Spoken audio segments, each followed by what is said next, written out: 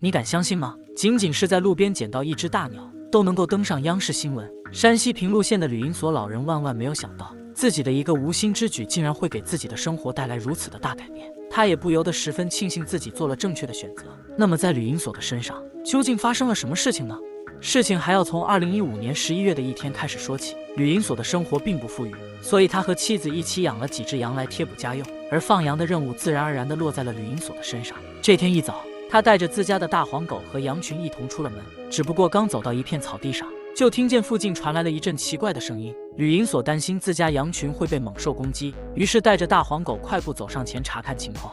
不过比较幸运的是，发出声音的并不是凶猛的野兽，而是一只大鸟。吕营所不由得放下了心中的担忧。然而正当他准备离开的时候，却看见大鸟似乎受了十分严重的伤。虽然吕营所无法分辨眼前的大鸟是什么品种，但他却实在不忍心将其扔在野外，所以经过再三考虑之后，他还是决定要把大鸟带回家中治疗。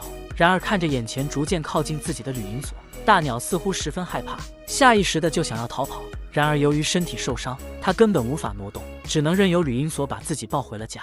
山西大爷救下受伤怪鸟，没想到怪鸟身份特殊，还登上了央视新闻。由于一路上大鸟都在不停的挣扎，所以吕营所的胳膊上出现了好几个伤口。然而他根本顾不上自己，只想快点给大鸟的伤口包扎好。不过大鸟此时对人类还是有一些恐惧的，面对人类的靠近，它总是表现出很强的攻击性，所以吕营所只能把它暂时关在狗笼子里，来防止其他人受到攻击。当他安置好大鸟以后，才将自己经历的事情全部一五一十地告诉了自己的妻子，随后便急匆匆地跑出门买药，临走时还不忘交代妻子给大鸟准备食物和水。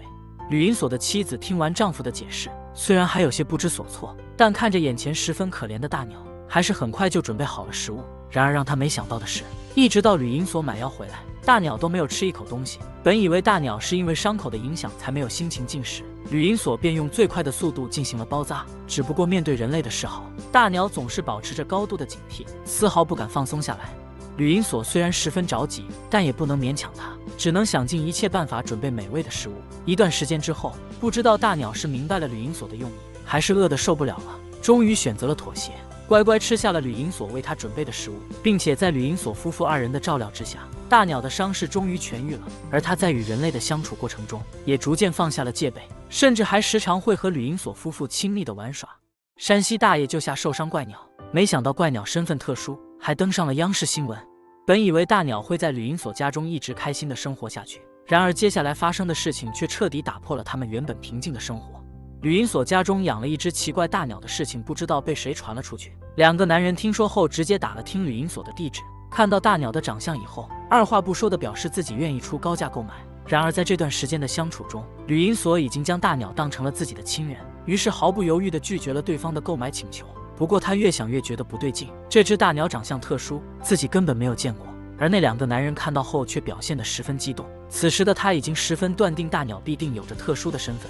为了搞清楚真相，吕营所还是选择寻求专业人士的帮助。他联系了当地林业局的工作人员，说出自己的诉求之后，对方表示需要经过专家鉴定才能够判断大鸟的身份。于是吕营所只能把大鸟的照片送往林业局，静静地等待鉴定结果。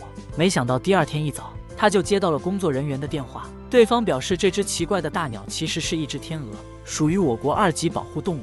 而专家也很快赶到了吕营所家中，对天鹅进行了仔细的检查。由于吕营所照顾得非常细心，所以完全达到了放生的标准。